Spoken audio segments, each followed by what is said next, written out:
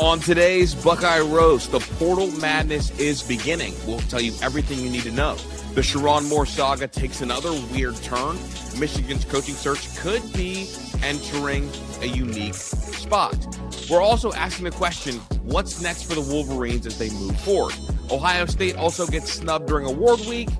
We'll also give thanks to Diego Pavia for not winning the Heisman. I'm Chris Drew, and this is the Buckeye Roast with Ron and Q right here on Dead Air Sports. Make sure you like and subscribe.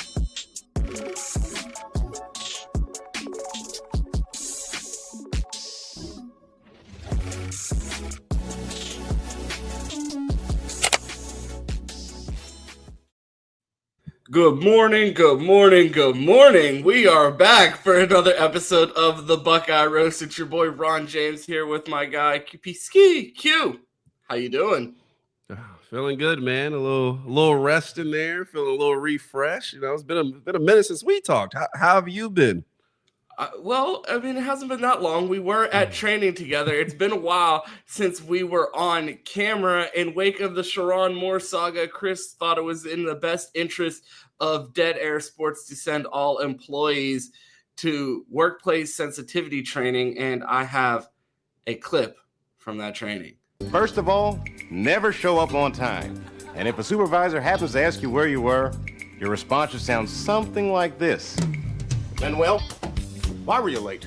Man, I got here when I could. Shit, you're not my fucking mom. The management. Should a customer get all uppity and ask to speak to a manager, then tell him, guess what? I am the manager. I want to see the manager. Yeah, no, see, I am the manager. You as a manager? That's right, my friend. I'm the only manager here. Unless you want to talk to the pop copy president. And I don't know him. You might can help me out with that. I don't know. I mean, really get in their face about it. I want to see your manager.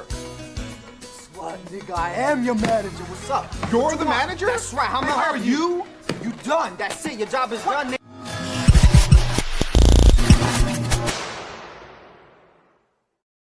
I hope I don't get in trouble with HR for borrowing that video, but I figured I'd share it with the audience. It's about as accurate as any any other HR videos I've gotten throughout the year. So theirs is right on par with that training we went through. Q, I mean, not much Buckeye news going on while we were gone, but the streets sure were busy. Tons to talk about. Obviously, the SHERRONE Moore Saga. You know how the show starts. We normally start with a number, a fact, a quote, trivia. I figured I would combine the best of two of my favorites, and I would go with a quote of the day as well as some trivia for our movie expert. I'm not no movie expert. Don't set me up like that. Good snap, clean hole, got it up and good. Yep. I said it before and I'll say it again. Life moves pretty fast. You don't stop and look around once in a while, you could miss it. Your sex addiction? You have a problem with sex? You're addicted to sex? Mr. Moore, could you state your name, please? SHERRONE Moore. Life moves fast. Q, what movie is that? I know this quote. I'm blanking on the movie and I know this quote. Wow. Oh wow, I do know this one. It's gonna kill me. I know this quote. Q, a little peek behind the curtain while you think about this one. I text Q Q called me and said, let's get this recording done. I have to go to the movies later for my movie channel. And I was like, you know what? A nod to my movie-loving host. I try to find movie clips. I try to put production together that he could appreciate. I said, let me go reach back into the bin of classics and combine that with what's going on with SHERRONE Moore. And are you going to fail me? I might. I know that quote, and I'm forgetting the movie. Bueller? Oh, my gosh. It's Ferris Bueller's Day Off. It is Ferris Bueller's Day Off. I was like, bro, I know this quote, and I'm forgetting the movie. Q, we got an action-packed show today. We are going to go through the timeline of the SHERRONE Moore Saga, give our thoughts on what's going on there, talk about the action-packed transfer portal, a new recruit or old recruit, familiar recruit for the Buckeyes, rejoining the Buckeyes, and then taking a look at the Michigan recruit or head coaching search. Tons to talk about, as well as award season just wrapping up. Q, it's good to be back, but we got to get into the show. All right, play the song. Let's do it.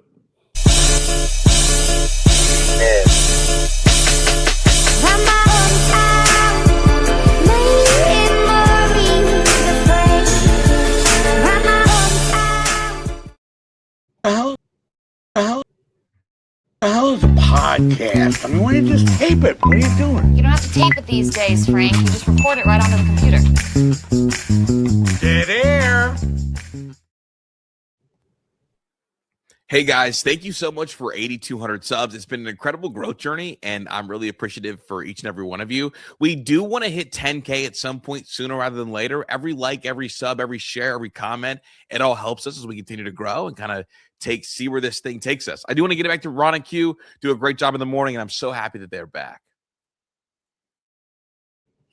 Q, before we get into the SHERRONE Moore saga, I have to ask you. Yes. Do you have any tattoos? Not currently. I will in the next year. Oh. Yeah, I got them planned out. Back-to-back national championship trophy planned for your back? No. That certainly is on the red line of non-tattoos I will ever get predicting a championship. I'm talking about after we win. Bro, I'm not, no. You said in the future. I assumed once the Buckeyes win their back-to-back, well, you know, you're going to fill your entire back with an Ohio State trophy. Well, the famous thing is, get the championship 2026 right before the season starts. So that is very bold, but I love Ohio State. I don't necessarily need it on my back. Okay, Q, I have to ask you then, because I, this weekend, while we were gone, saw quite possibly the coolest Ohio State tattoo. I myself also have 0 tattoos, and it made me wonder, what would I need to see from my Buckeyes to get a tattoo? Q, I've been fascinated with Buckeye tattoos, given my favorite Ohio State football player, obviously, and his awesome block O that cost him and Jim Tressel their careers potentially. But Q, I wanted to take a look at this Ohio State sleeve that I saw on the timeline. Baby, and please say the motherfucking baby, you gotta know that I'm just out here doing what I gotta do for me and you, and we eating. So bitch, why the fucking ship tripping? I'm taking these chances, my head to the sky, my feet on the ground, my fingers to the judge. If the money don't move, then I won't budge. No, I won't budge, no. Money is the motivation, facing the avenue, back touching the wall. Got the weed, got the gun, gotta run when I hear the bird call. Damn, hop in that thing and murk off, swerve off. You know me, they call me Birdman Jr. Anybody.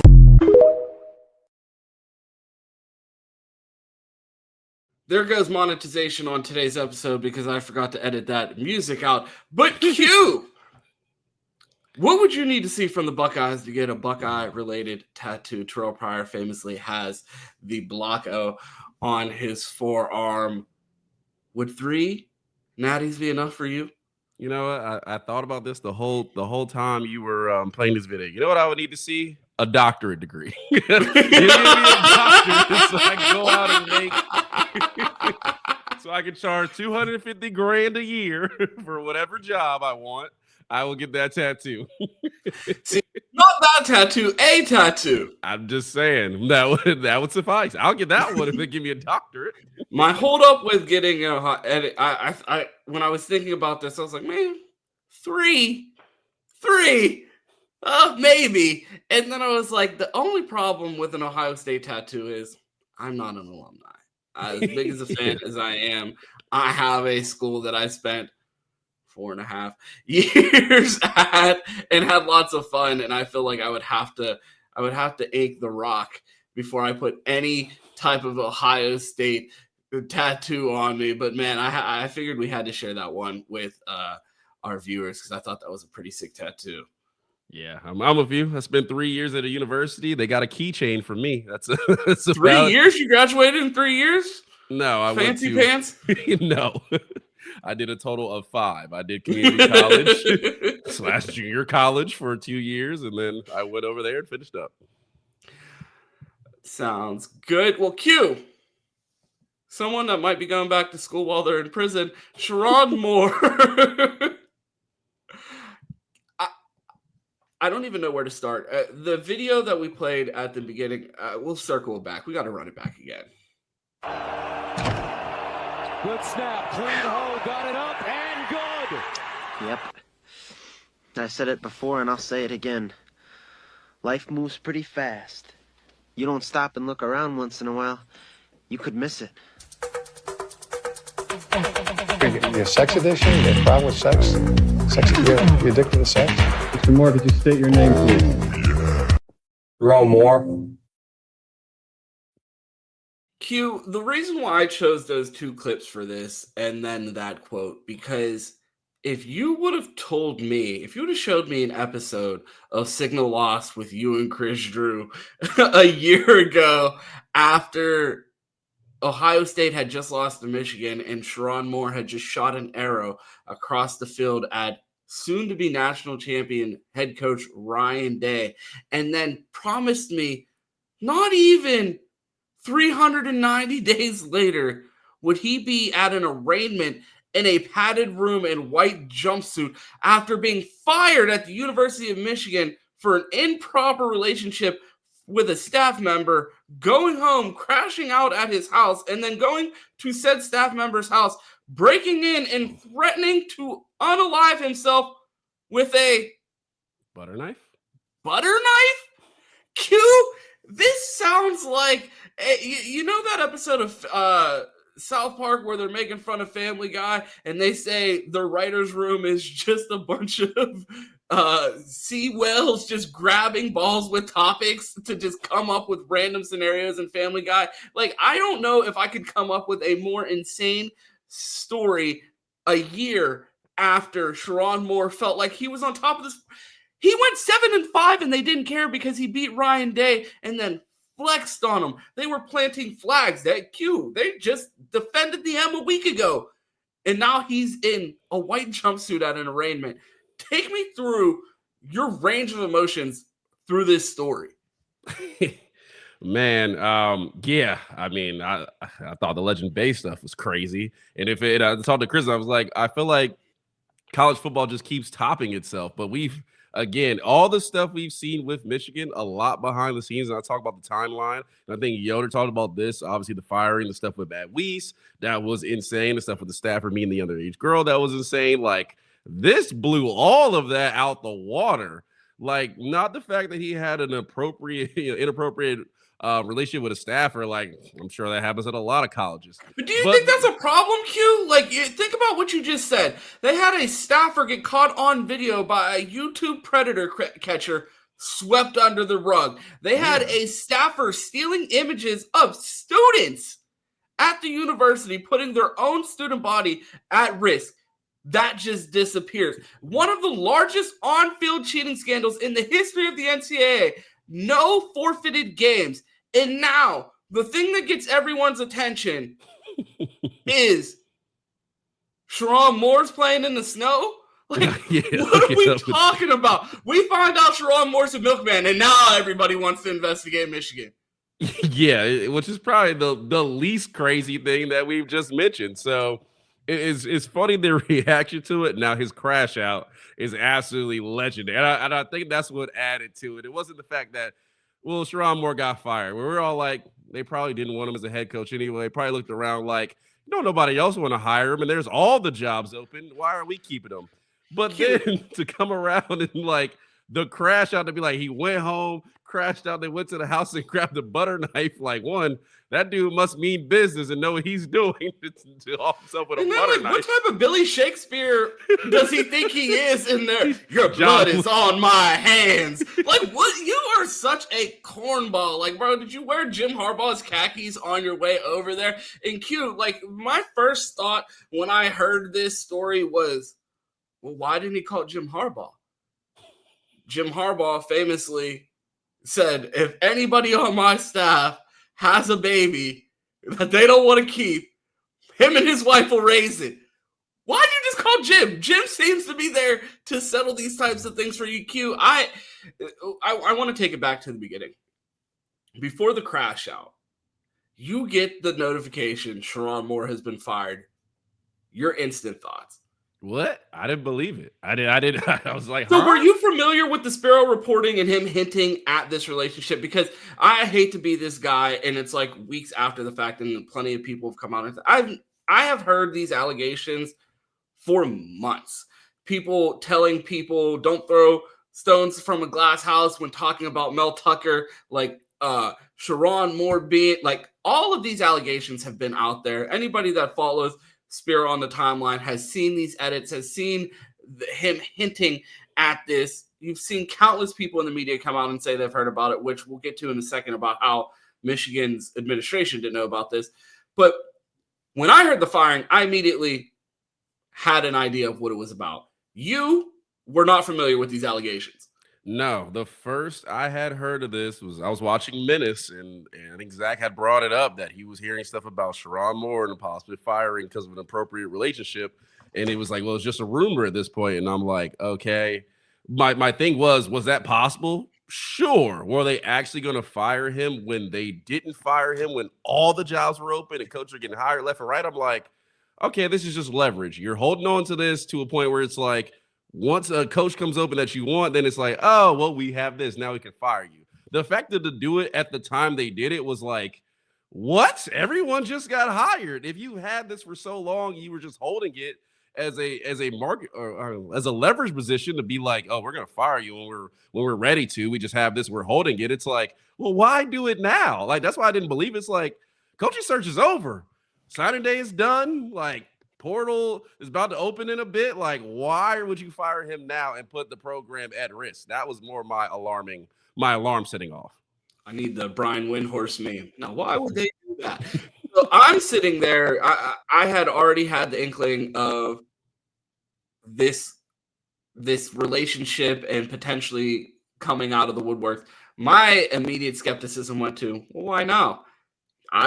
My question always is when news breaks, if Ron James knew, I cover Ohio State from Pittsburgh.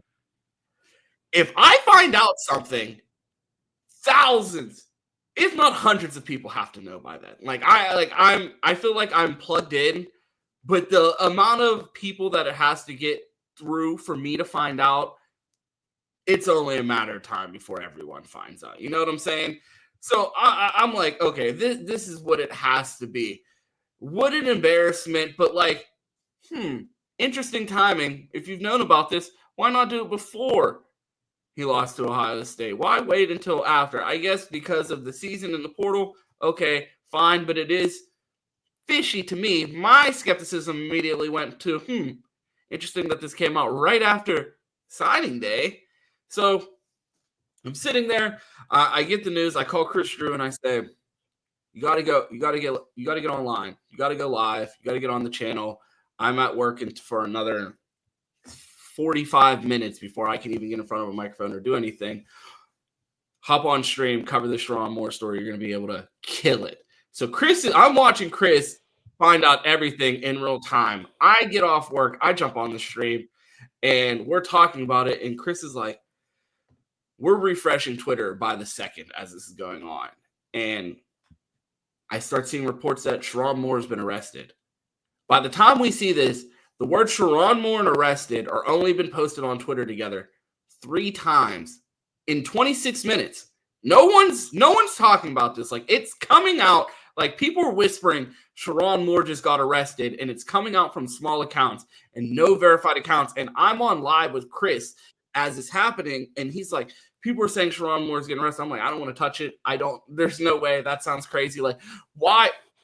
You have so much to lose. You have a family. You have a beautiful home. Like, you just lost your job. Like, you know what I mean? If I lost my job, the last place that I would want to go to sleep that night would be jail. In my own bed, or like a hotel, at least. A hotel. Like, the last place I want to be is eating hospital food. Like, I'm trying to, like, you know what I mean? I'm trying to eat all the room service, all that stuff. And I'm like, Chris, I don't want to touch this. We wrap up the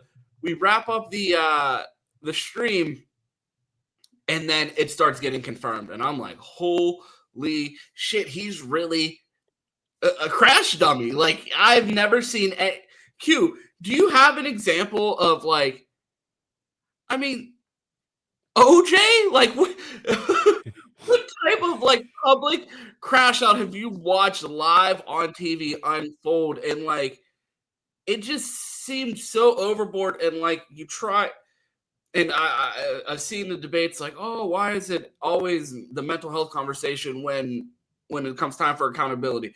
Q, as a sane person, I could promise you, doing something that warrants going to jail immediately after losing your job would imply you are dealing with something extra. Yeah. I mean, a legendary crash out to the point where it became unbelievable and funny. I think of that line.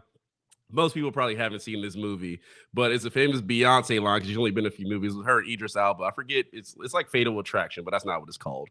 But she finds out that he's dealing with this co-worker who, in the movie, the co-worker's just pursuing him and he hasn't really done anything. But obviously in real life, that's the opposite. So I just imagine Sherrone Moore going home and his wife being like, he's like, well, where am I supposed to sleep? She's like, well, you go to hell. But until then, I suggest the Four Seasons. Q, I don't know about you. I guess maybe Sherrone Moore is a bolder man than I. But like, in the face of like extreme conflict, the first thing that I do is not run into the fire. Like, make it worse. What? Not even make it worse. Why would you go like? When I used to mess up as a kid, I wouldn't just, oh, hey, mom, how you doing? Like, run straight to the first person that's about to be mad at me. Like, I'm not coming home for a couple hours. Let the steam blow off. Like, I just got fired for hooking up with my assistant, and the first person I go see is my wife. I'm going to my mom's house or my dad's or somewhere where I know that no one's going to judge me. Not the person that's most pissed at me. And, like, the fact that he went home and then whatever transpired from there led him to threatening to take his life with a butter knife. Q, that sounds like a bad lib. Yeah, somebody just inserted the word butter knife and he had to use it. That's what I'm saying. Like, you're playing The Sims and it's like, oh, what's he gonna use? A butter knife? Like, what? What? I guess we have to do it now. It's like those clips where you see people trying to like cut through the metal bars in prison with a spork. Like, what do you do with that? Well, Rod, the worst part about it, and I might have said this on Chris's show, and I probably did, but when faced with guilt or accusations, there are certain things you don't do. Number one is God take the wheel. Do not say, I've given my life over to the Lord. He is saying from here, I try to do things my way that didn't work, so I'm going with God's path. You do that, you're guilty. That's confirmation. Number two is accented by committing another crime because you just found out about your last crime and have been in jail. That also confirms your guilt because you wouldn't have crashed out if you didn't do anything. You cannot do those two things. This is going to be a dead air sports rule to life. When they accuse you of something, do not talk about the Lord. Do not crash out and go to jail. If you do that, you're cooked. Bro, I like Q. The things that he could have done that would have been better than the path that he took. Q, if he popped up on a yacht in Miami with 72 bikini models and said, forget my family, he would be better off than the position he's in right now, Q. Yes, go stay in what they call them, a hostel? Like, go hang out there, have the time, go to Vegas. Have the time of your life. Like, it's not. Bro, he could have went and died at the Bunny Ranch like Lamar Odom and would be better off than he is right now. If they told you, wow, Sherrone Moore got fired for cheating on his wife with his assistant and then went and overdosed at the Bunny Ranch in Las Vegas at a brothel, but he's alive. That would be better off than in a mental institution right now. How did we get here? I don't know. The decision making just like, oh my God. And the thing was, he went over there unserious. Like, you're telling me? That's the other thing, bro. You're giving these Billy Shakespeare ass lines in 2025. My blood is on your hands. Like, what type of Game of Thrones bullshit was he on? And this butter knife will prove that. It won't cut. It won't cut, but it will. Oh, just you wait. And then she's calling like this idiot's giving himself. Oh my God. And you know it's crazy too, and I don't know further into this because I haven't looked. The fact that she calls her lawyer before she calls police. That's how unserious he is. Like, you're not like, bro, you have not even it doesn't even like when you think about the fact that she called her lawyer before, like, this man was there being a nuisance, not a danger. Like, if you don't get your crybaby ass out of here, like, I don't care if your wife is mad at you. I don't care if you lost your job. Like, you were on some bullshit. And I don't even know what her reasoning is for this, whether it is some, like, Shannon Sharp type of situation or some legitimate grievance. Either way. Oh, yeah, I got you. So she had a group. So apparently he, after putting her in this position and giving her this 40% raise, allegedly, fired her. No, the University of Michigan has come out and said that she has not been fired and she's still employed with the University of Michigan. So he didn't fire? Because I thought that was initially reported, yes. Yeah, and it has come out that she is still employed by the University of Michigan. And that's probably them CYA, because I know the lawyers are about to have a field day with this one because they're about to have another lawsuit coming from her. Q, I want to ask you about the decision to fire him without another HR representative there, just Ward Manuel, to just do it face to face. Any criticism for that decision?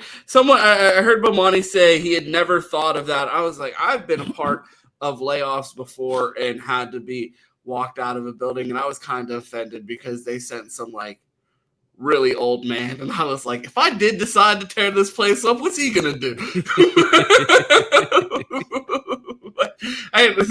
They made the point. Sherrone Moore's a big dude. He played offensive line. Like, he starts flipping tables. I don't think Teletubby Ward Manuel's doing anything about it. Like, not today. Maybe 40 years ago.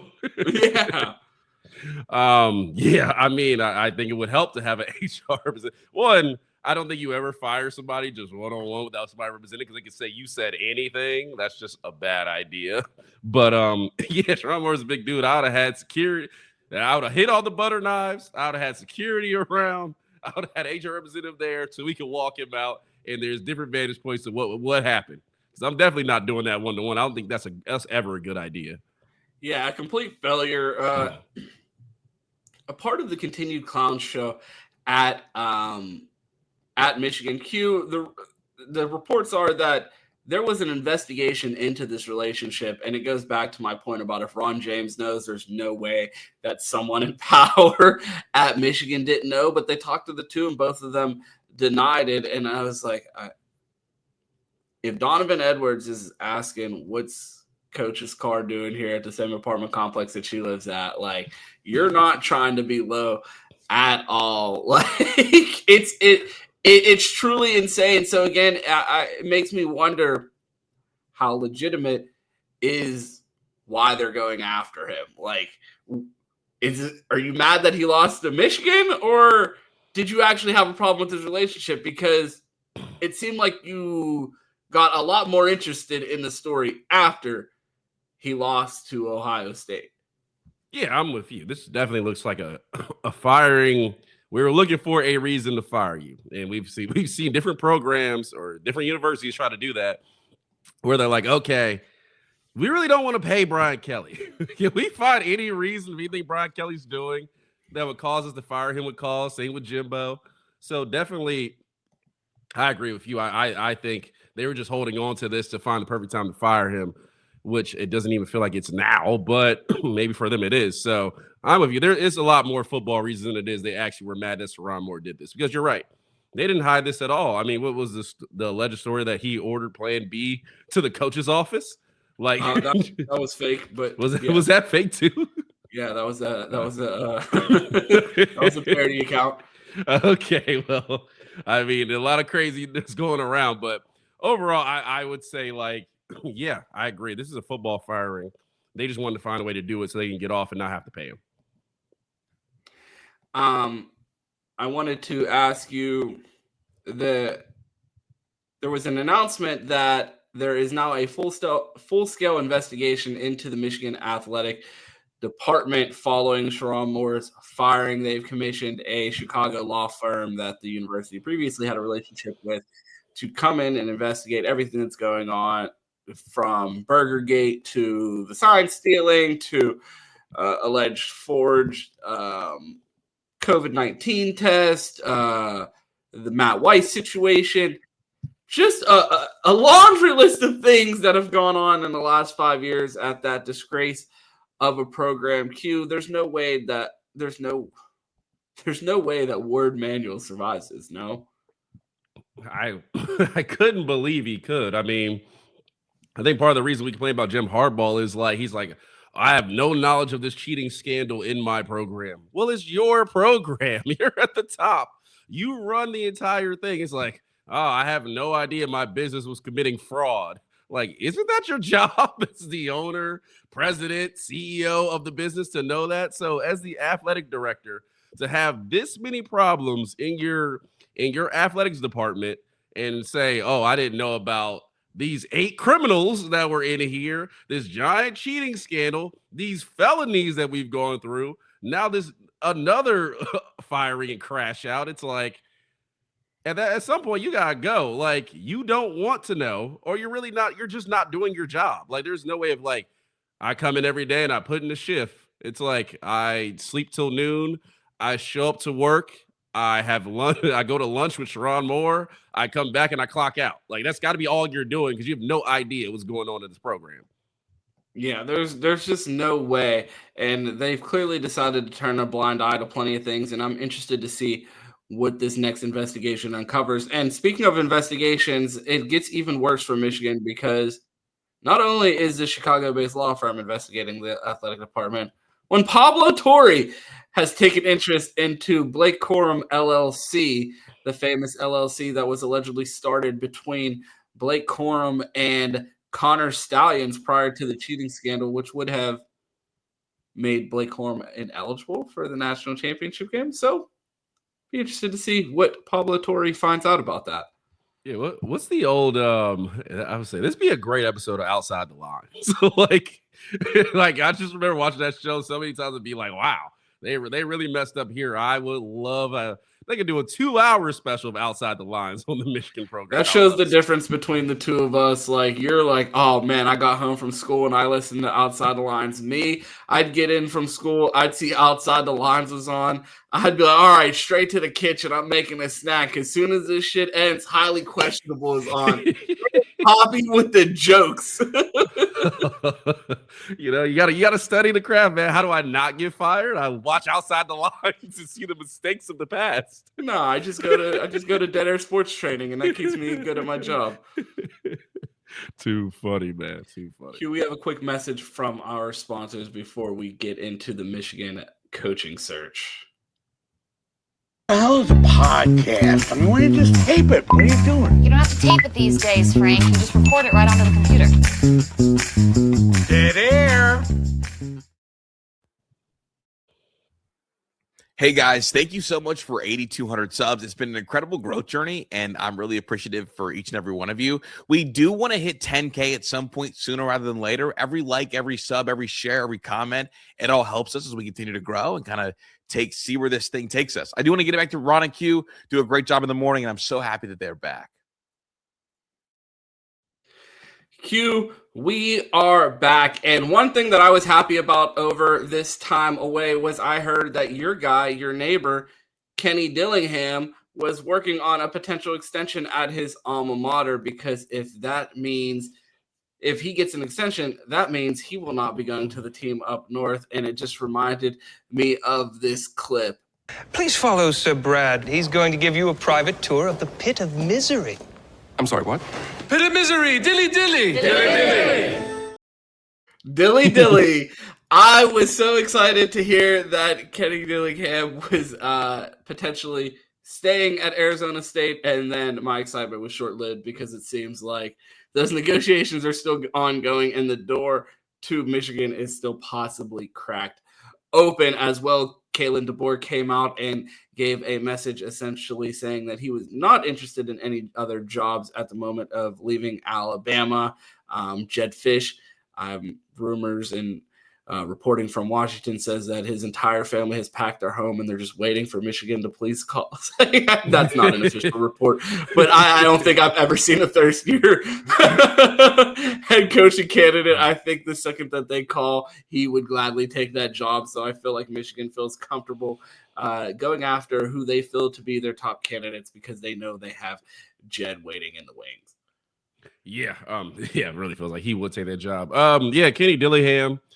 I mean, just his background being from here, like going to the alma mater, like you felt like if Arizona State came out with the right deal and the right investment into the program, he's really not going anywhere. So I guess we will see. But I mean, I think what he's built at Arizona State over the years, and when I got here, I mean, I was just like the turn of Arizona State. They were finally starting to get good and get competitive, and obviously they had that run in the college football playoff, and it was like, okay, the program's turning around. Because I was like, from what I know about Arizona State, they're terrible. With all the resources in the world, as we talked about on this show, abundance of times. But yeah, so I would like to see them stay. I think they can definitely, with the upright of Texas Tech and the Big 12 playing really well, I think Arizona State kind of fits there.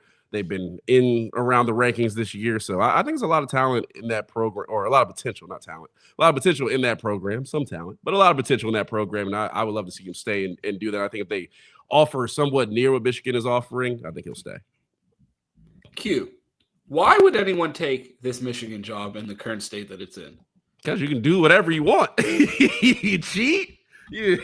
Okay, let's not get us canceled. But no laws apply in the state. But Q, isn't that like the worst time to join? Like when the eyes on everybody, like, like you ever like hear about like you ever get a job and they're like, man, before you worked here, it used to be so wild, and then such and such got fired, and they cut all the fun stuff. Like, you ever work for a company where someone was wilding and everything was fun, or like you hear about those jobs where like, man, things were great back in the day, and then we ruined it. Like, I feel like the fun is over in Ann Arbor. Maybe. I mean, again, Ron, we've been doing this. What do they do in the NFL every time they fire a player's coach? They go get a hard ass after every time. I mean, they do, but Jim Harbaugh left and they just promoted Sherrone. Like, it's like they're not normally. I agree with you. It would be like the Ohio State thing where it's like, oh, well, we're cracking down on everything. We didn't do that bad, but we're cracking down on everything. And the next people, they ain't getting no tickets, they ain't getting no cars, they ain't getting nothing. Michigan has been on the other. They were like, well, we've done all this crap. We haven't been punished unless some hammer, not the hammer, but some hammer hits this program or some investigation or some major changes happen. Are you hinting at a potential hammer returning for Michigan? Oh, yeah. The return is there of a new hammer? Yeah, it's a new hammer this time. A bigger hammer. The old one missed, but this one may just be big enough just to hit it. So, I mean, until there's actually some consequence to things that are going on, because really, Sherrone Moore getting fired only what affects what? Sherrone Moore. Like if Ward Manuel doesn't get fired, if he doesn't move, the staffers around the program, we've seen people do federal crimes, and it's just been, that's his problem. It has nothing to do with university. So it's like, is the fun over? Or is the fun just beginning? What do you think? They're going to go hire someone? They're going to start moving bricks with BMF again? Like, like they're going to really get it? They're going to get Michigan popping again? At this point, Ted Lasso, like bring him in. Like at this point, the fun seems like it's never going to stop until there's actually some level of consequence. And right now, this investigation. We're bringing this law firm in. Well, they're not the police. Like they're not the NCAA. Like. That tells us what? Like they're gonna find you did something wrong and punish you how? By you giving them the bill? Like what's punishment is going on here? The limit does not exist. There is no limit to doing wrong at this program. So would I be like, hey, you want to come to Michigan, make $10 million a year and do whatever you want? with no face of consequences, hey, man, it's worked till now. Well, I mean, there are consequences now. This last guy crashed out and ended up in jail. Like, a lot of people are starting to go to jail. Like, there are kind of consequences. Like, the FBI has been sniffing around for all of these what are they bringing in? Bio weapons from China. Like, you got the FBI looking around at students. You got the NCAA investigating the athletic department. That just seems like, me personally, I'm not trying to go where the cops is everywhere.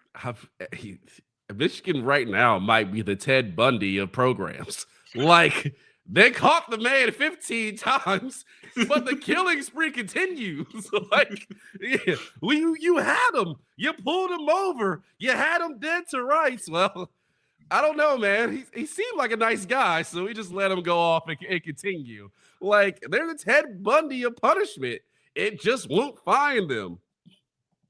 Don't start talking about serial killers, or they're going to pin Jeff Dahmer's on us. Well, we'll cut that from the record. No, he won't. But I'm just saying. Q, I wanted to pivot a little bit to awards season. We talked about the Heisman way more than I wanted to all season on this program, and it's finally over. And I mean, if you watch the first eight episodes or 8 weeks of us discussing the Heisman poll from On3, you can tell by the way the voting was going, no one from Ohio State was going to win it. It took us 9 weeks to get a single Buckeye on the list. Julian Sayin finishes fourth in the Heisman voting. Fernando Mendoza wins the Heisman, something I don't have any problem with. I said going into the Big Ten championship game, that game was for the Heisman. Whoever won should win it. But the way the voting worked out makes me think even if Julian Sayin won that game, he probably wouldn't have, and the SEC would have boycotted and given it to Fernando Mendoza. Q, your thoughts on the Heisman voting and Julian Sayin ending up fourth? Yeah, I don't necessarily think he should be fourth, but I don't mind Fernando Mendoza winning at all. I honestly think, like, while Ohio State guy lost, and I wish we had that Heisman in our trophy case, I mean, I think it's a huge move for the Big Ten. For somebody to go to Indiana and win a Heisman, I mean, I thought, and this was a few years ago back when C.J. Stroud was here, but I thought Kenneth Walker III really got robbed of that too, where he was on the verge of winning the Heisman, played at Ohio State, got a concussion, didn't play that game. They just dropped him like the rest of the season didn't matter. Like Ahmad Hardy. Yeah, like he didn't play Superman against Michigan that year. So I think this is big for the Big Ten. I think it helps the fact that you're like, you can go to Indiana and win a Heisman. Something, if I would have said, Ron, when we started the show, you go to Indiana and win a Heisman, like, I might have got replaced the next episode. Like, I would not currently be the host. Well, I've been like, you mean Naismith? Isn't that the award for the best player in college basketball? So the fact that somebody can go to Indiana and win a Heisman, I think is major for the Big Ten. I thought, I don't think he necessarily played well against Ohio State, but they won the game. I think he played better than Julian Sayin by a small margin. I think they earned it. So I'm happy for him, happy for the Big Ten. Wish Kenneth Walker had one as well, but I digress. But yeah, I don't really have a problem. I mean, I don't think Julian Sayin should have been fourth. I mean, my more beef is like JJ should have been at the she should have been up there on stage and joined it with everybody else, which is not enough votes to make it there. So well, there's no way JJ could have been there because they didn't even think he was the best wide receiver in college football because Mekhi Lemon wins the Biletnikoff, another snub for the Buckeyes. I don't think either one of these are snubs. Honestly, JJ had a great season. I think Mekhi Lemon also had a good season. I felt like this was kind of like when Marv didn't win it and then won it the next year. I feel like we're gearing up for another, what feels like, okay, a Buckeye could have won it and then they win it the following year. So I'm not necessarily upset there, but you see JJ miss out on the Biletnikoff. The Buckeyes don't get swept, though, in the award season.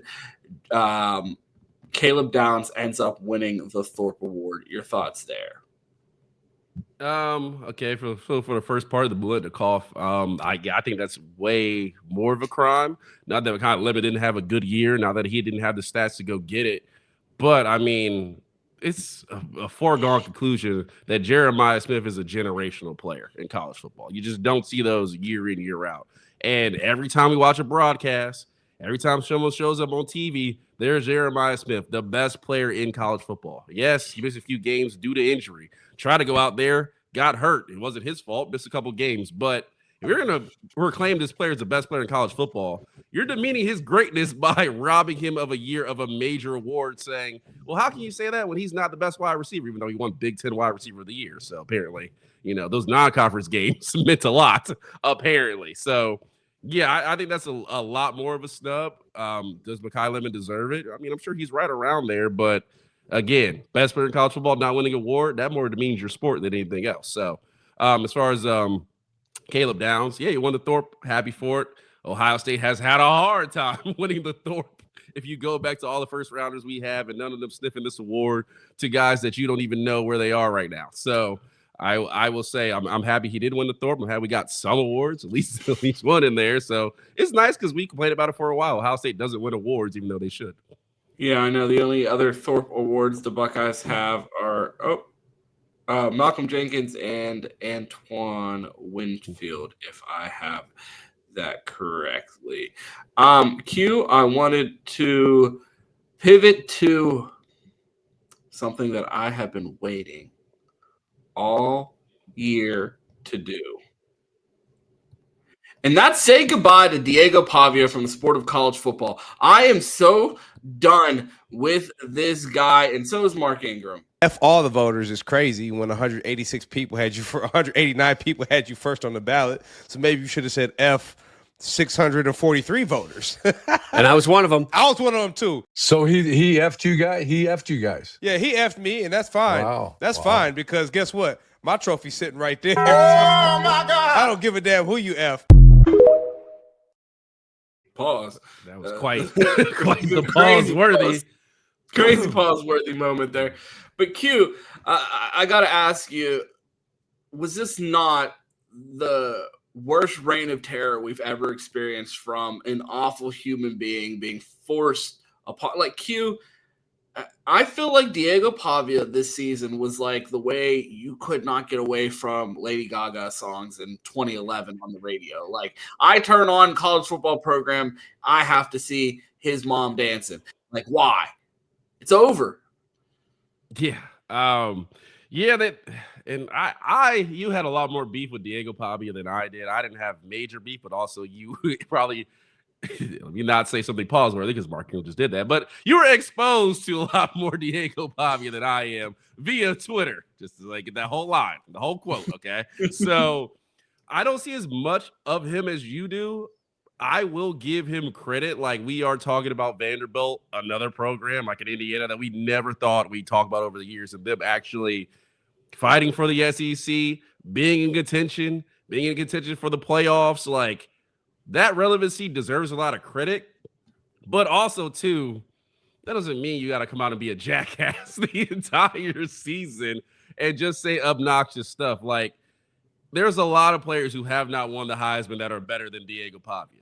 There is a ton of players deservingly who have not won the Heisman that Diego Pavia can't even tie their cleats. So for him to come out and say, F the voters, I should have won this, and that, it's like, buddy, it's not an easy thing to do, number one.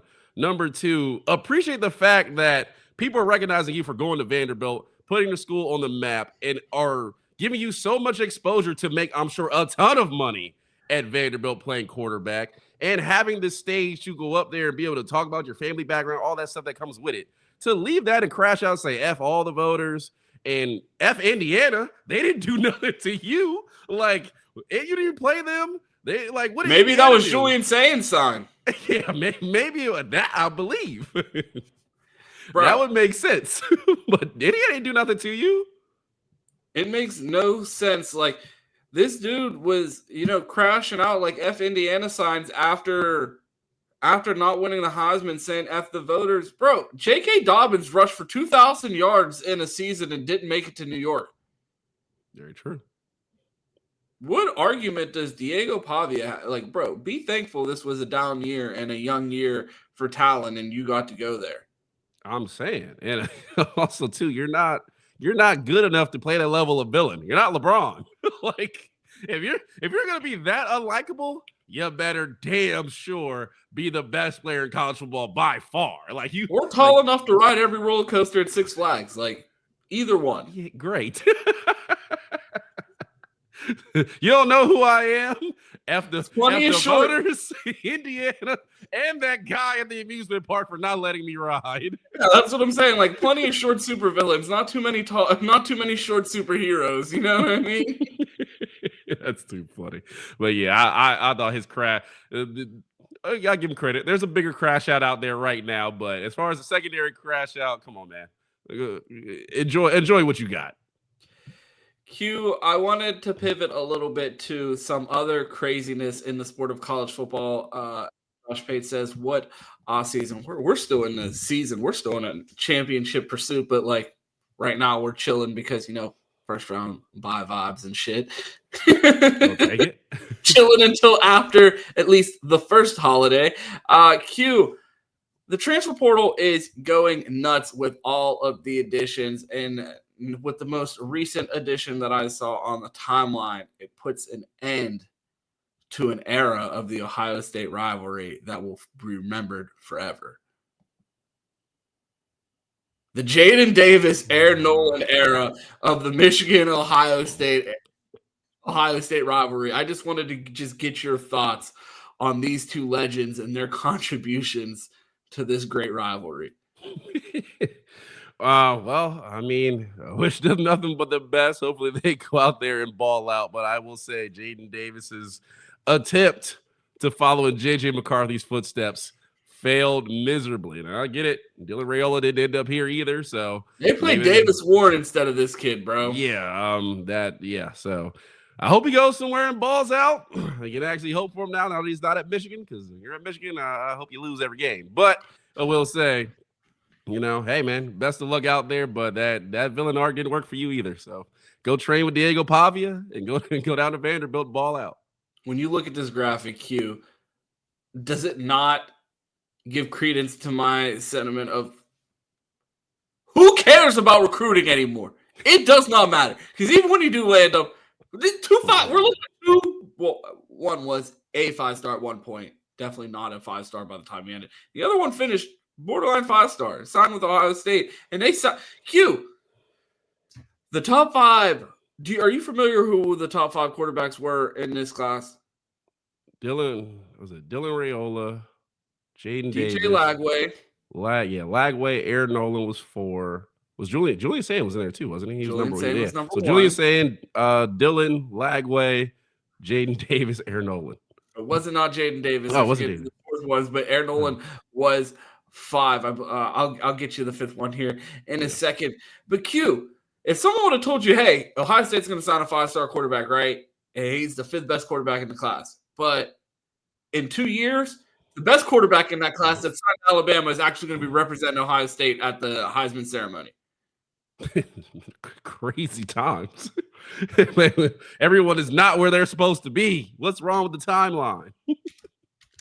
Hey, Q, why even follow recruiting at this point? It just doesn't make any sense.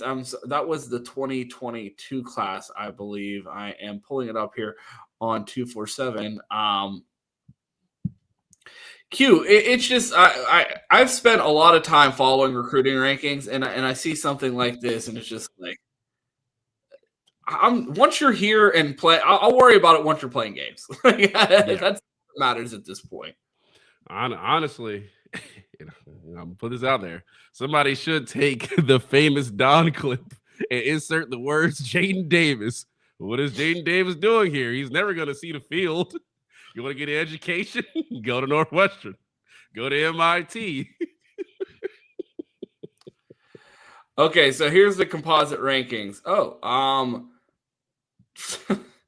Julian Sand 1 for Alabama, 2 DJ Lagway at Florida, Dylan Raiola 3 to Nebraska, 4 Aaron Noland to Ohio State, and 5 Luke Kromenuk at Florida State, who's not there.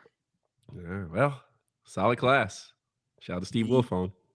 So I wanted to take a look at all of the portal quarterbacks and some of the names that we may be familiar with here. Let me pull out my magnifying glass. Rice. Taking a look at some of these names, you see DJ Lagway to Florida, Brendan Sordensby at Cincinnati. a lot of graphics on the show this year saying that he's the best quarterback in the state of Ohio. And you know how we feel about Julian Saint around here. So that is saying a lot. Dylan Raiola, obviously, for Nebraska. Your buddy Sam Levitt at Arizona State. I'm wondering how much of these Kenny Dillingham negotiations involve more money for his current quarterback and a potential to keep him. Dylan Lonergan, former Crimson Tide quarterback, then transferred to Boston College with Bill O'Brien. He is in the portal. Aiden Childs of Michigan State is in the portal.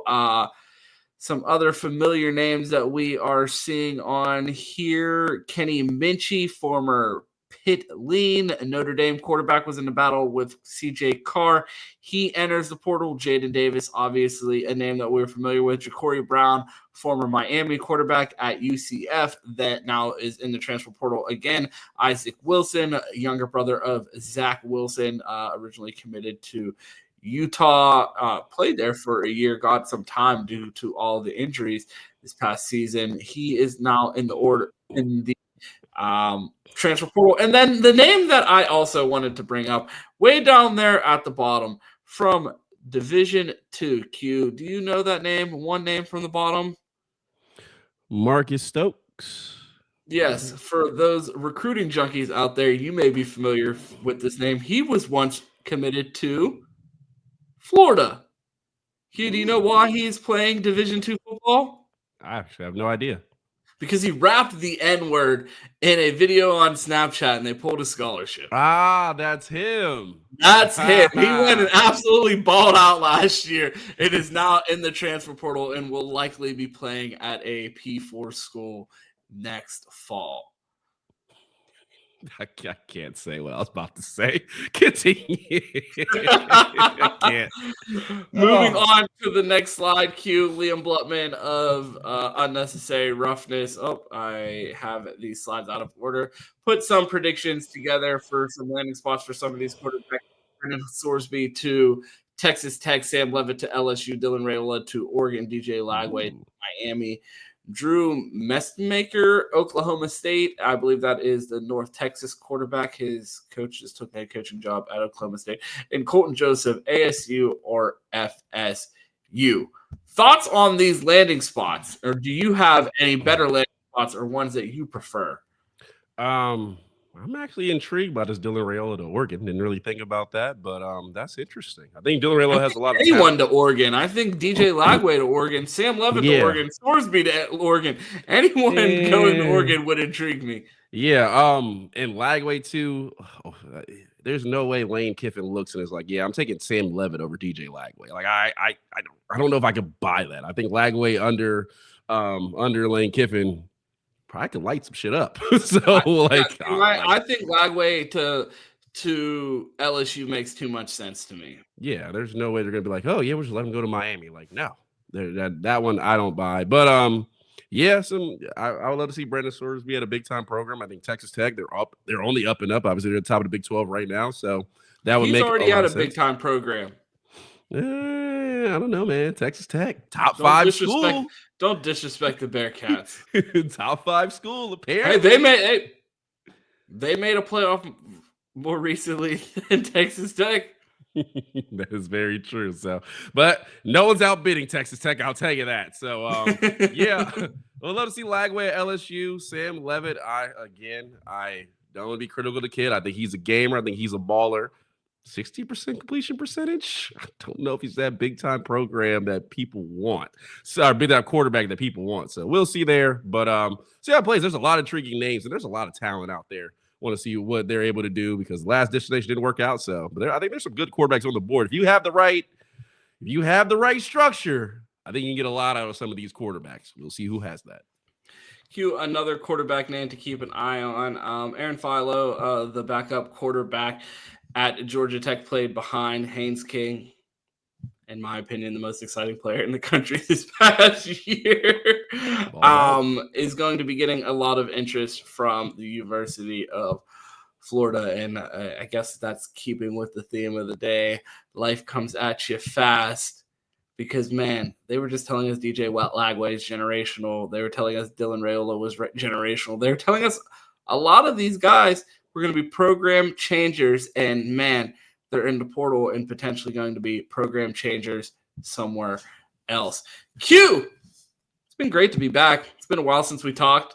Yeah. Training was fun, but it was glad to I'm glad that we got the opportunity to catch up, and I'm glad that we took some time to refresh. It's always a lot harder to get up and do these shows after a loss, but we did come show our face after the Indiana loss and then got sent away to training because SHERRONE Moore doesn't know how to act. So shout out to Chris Drew for holding it down here at Dead Air Sports while we were gone, but we are back, plenty to talk about as the Buckeyes prepare for another potential national championship run. But Q, let the people know where they can find you. Yeah, good to be back. Appreciate everybody. Appreciate Chris Drew for cooking and holding it down over there. And it's good to have Ron back and chop it up about some Buckeye fall. Good Lord, Buckeye football. I don't know what I just said. Anyway, so as I was saying, appreciate it. Make sure you hit that like button, hit the comments, let us know what you think about the SHERRONE Moore craziness. What do you think about the portal craziness? Which quarterback is going where? All that good stuff. If you want to find me, I'm C-Boy Quinn on Twitter. I am Finding Johnson on Instagram. Most importantly, I'm here Monday through Friday as of now for the Buckeye Roast here on the Dead Air Sports Network. So tune in. We're chasing that 10K. Help us get there. All that good stuff. Ron, where can they find you at? They can find me Monday through Friday right here for the Buckeye Roast here at 10 a.m. on Dead Air Sports with my guy Q, talking all things Ohio State football. You can catch me in the Bleacher Report app after Ohio State games for instant reactions. Hopefully we have a few more of those this year. And then you can catch me on Twitter. That's at 2Ts. It's 2_TES. Q, a little peek behind the curtain. Our last show that we did was last Monday after the Indiana loss, and I didn't play the outro music because I was like, I don't like to play hype videos after losses because there's nothing to be hype about. I think we have taken enough time, and it is safe to bring the hype videos back. I am excited for another potential national championship run. And since we've already lost monetization on this video already, why not play the national championship outro? Q, you know how this thing ends. It's always go Bucks. And of course, OH. IO.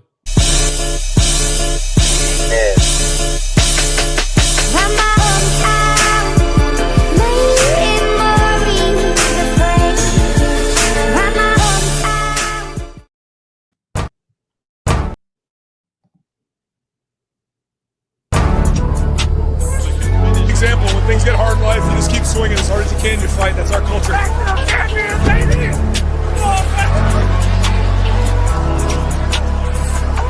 I promised you we had a plan. Remember that we talked about a plan? The plan was infallible.